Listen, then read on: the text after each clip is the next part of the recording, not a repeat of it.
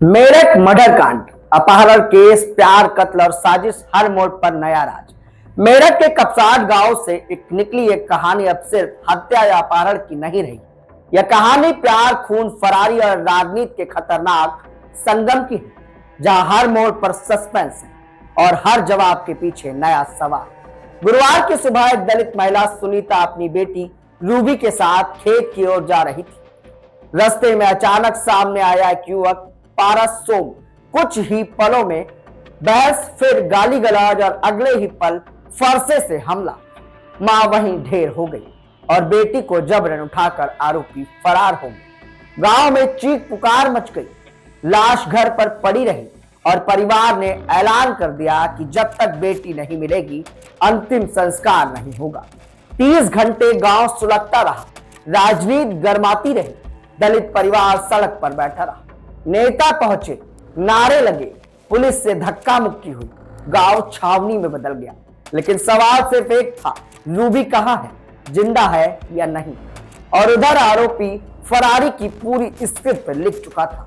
8 जनवरी को खतौली, 9 जनवरी दिल्ली का होटल, फिर गुरुग्राम। टीवी पर गांव की खबरें देखता रहा आरोपी। जैसे जैसे माहौल बिगड़ गया वैसे वैसे उसकी धड़कनें बढ़ गई। आखिरकार फैसला हुआ, अब हरिद्वार चलते हैं, भीड़ में खो जाएंगे। लेकिन किस्मत को कुछ और मंजूर था। एक फोन कॉल और पूरा plan fail.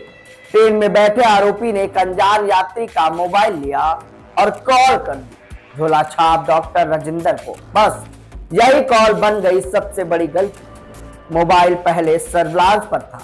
Haridwar police alert हुई, रुड़की स्टेशन पर घेराबंदी हुई और जैसे ही ट्रेन रुकी, प्यार की कहानी पर हथकड़ी दी।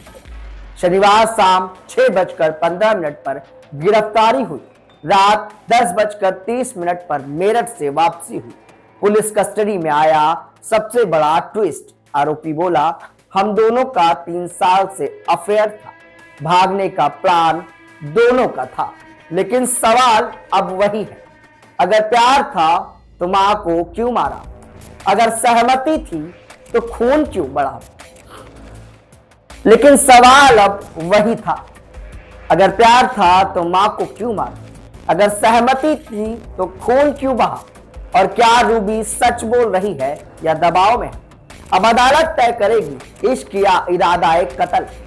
रूबी को रखा गया है आशा ज्योति केंद्र। मजिस्ट्रेट के सामने होंगे बयान। पुलिस इशारा कर रही है, धाराएं और बढ़ेंगी। गांव में आरएएफ, पीएससी तैनात है। नेता अब भी आमने सामने हैं।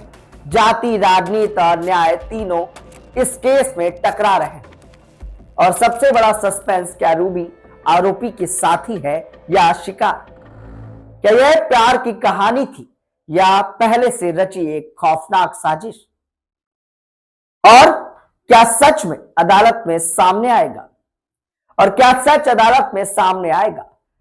मेरठ से एक केस जिसने पूरे प्रदेश की सियासत और सिस्टम को हिलाकर रख दिया है।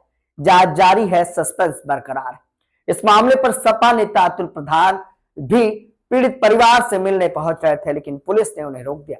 वहीं शुक्रवार को चंद्रशेखर रावत, जो भीम आर्मी प्रमुख है और सांसद भी, वो भी पीड़ित परिवार से मिलने जा रहे थे। पुलिस ने उन्हें रोका तो 10 किलोमीटर चंद्रशेखर पैदल ही चल पड़े।